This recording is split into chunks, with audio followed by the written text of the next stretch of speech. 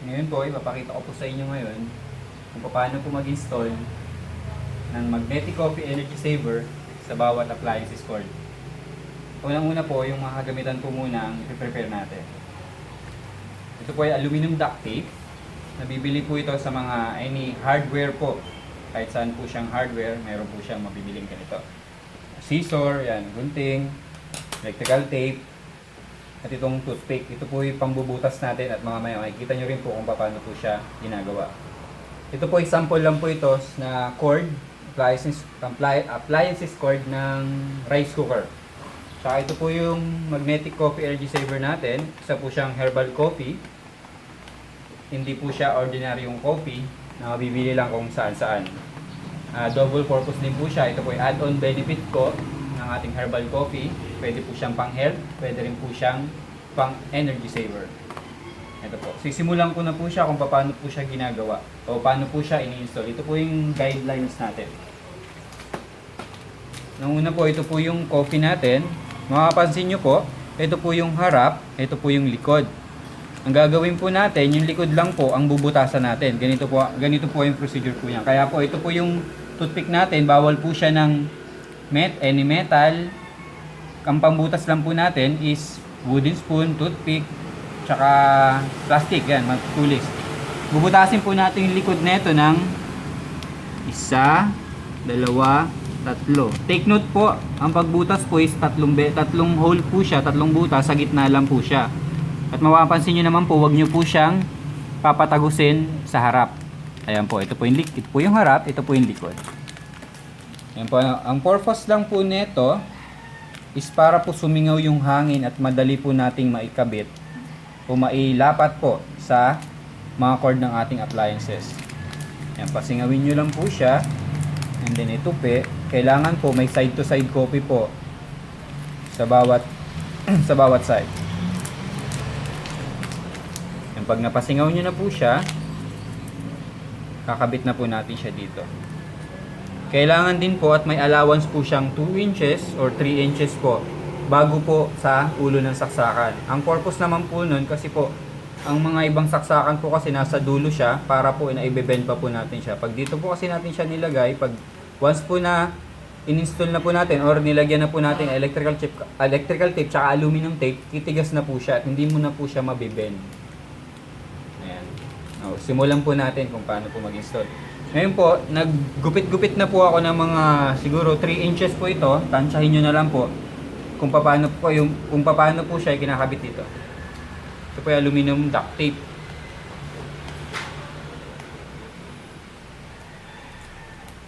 Sa ganitong appliances nga po pala, for example, rice cooker po, may tamang bilang po siya ng sachet ng coffee na ilalagay po. May sisend din po sa inyo, may papakita rin po sa inyo kung ilan po talaga. Katulad po nito sa rice cooker po, mga 3 sachet lang po ito. Ayan po, mga 2 inches. Kahit wag nyo na po siyang sukatin, tansyahin nyo na lang po. Unang-una po, pag magkakabit po kayo ng aluminum tape, kailangan po malayo-layo po siya sa coffee.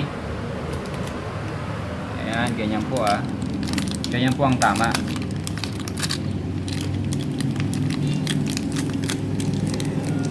Pag nakabit nyo na po siya, i-close nyo lang po yung dulo niya para wala pong sisingaw.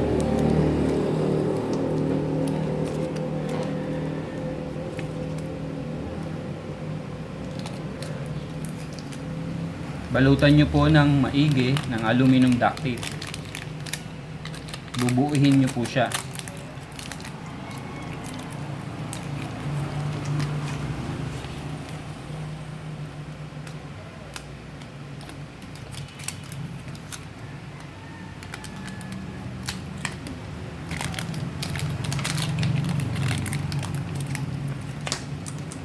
Ito po kasi yung rice cooker na to, mga 3 sachet po. Ipapakita ko po sa inyo kung paano po mag-install ng dugtong-dugtong. Kasi po may procedure doon po yan. Hindi po pwedeng kabit na lang po ng kabit o lagay na lang po ng lagay ng coffee at babalutin agad natin. May procedure din po dyan. Ito po. Same procedure din po sa ginawa natin kanina. Kaya lang, pag pangalawang coffee na po siya, i-overlapping po natin siya. Naka-overlap po siya o nakapatong po siya sa isang coffee Kahit mga half inches o 1 inches. Ganyan po ah. Ayan. Bago po natin lalagyan ng aluminum tape para magdugtong po siya. Ang purpose po niyan para may continuity pa rin po yung dalawang coffee.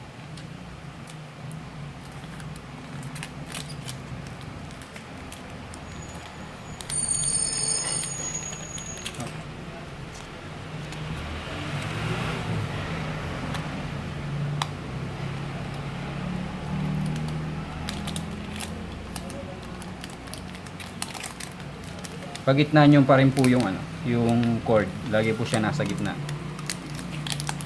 Madali lang po mag-install nito kasi ito naman po is hindi naman po unang-una po, safe na safe po siya kasi po hindi po binabalatan yung mga cord. At legal po ito, alam din po ito ng mga electric company. Meralco, Pinelco, o kahit anong electric company po sa Pilipinas.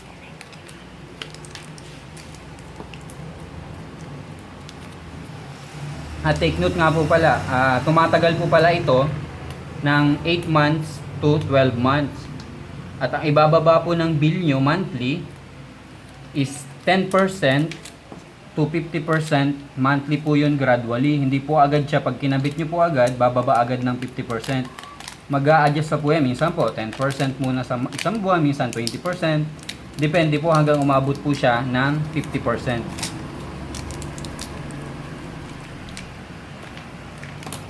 Yan, ganun din po. Pangalawang coffee na po yan. Ito po is pangatlo. Ganun din po. Same process din po. Overlapping pa rin po. Ayan. Ito na po ang magiging itsura niya kapag binalot nyo na po ng aluminum duct tape. Kaya na po siya. Ang pinakahuling proseso po nito o procedure natin is ito na po yung electrical tape. Babalutin na po natin siya ng electrical tape. Diin-diinan nyo po. Baka po may hangin pa po sa loob. Kailangan po siya, wala po siyang hangin na matitira sa loob para mas maganda po at mai-fix po natin siyang maigi. Ayan na po, electrical tape na po ang ating panghuling proseso. Huwag nyo rin pong babatakin masyado ang electrical tape kasi nawawala po yung dikit po nito. Kailangan po mild lang, dahan-dahan lang.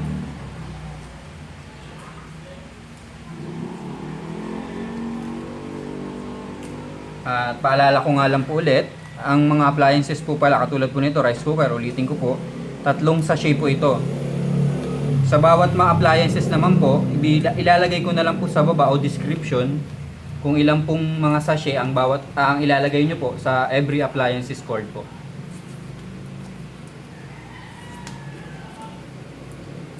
Ito po ay sample lamang po kung paano po siya i-install o ikabit sa ating mga appliances cord. Na kahit sino po, kaya naman po. Kasi po marami pong nagtatanong sa amin na kung papaano nga daw po. Kaya ito na po, ginawan ko na po ng paraan. Kahit malayong lugar po kayo, pwede.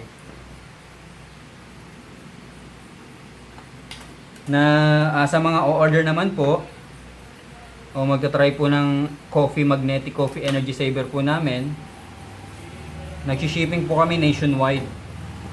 1 day lang po, 1 day delivery lang po via LBC, JRS, o kahit any padala center po yan. Yun nga lang po is may shipping fee po talaga tayo na 160 for boxes. Ayan po. Ayan na po siya. Ganyan pong magiging itsura niya. Kailangan nga po pala, pinaka-importante din po, is dito po siya sa malapit po sa ulo ng cord natin. Pwede rin naman po siya dito sa dulo. Kaya lang po, kung yung appliances nyo po kasi is, minsan yung iba po kasi may sira, pwede nyo rin po ilagay dito. May sira po yung dulo, may naka-electrical tape, pwede nyo rin po ilagay po dito. Ganon din po ang procedure. 2 inches o 1 inches lang po. 2 to 3 inches din po yung allowance niya po bago sa ulo. Ayan po. Ayan, maraming salamat pong muli. Ito na po yun.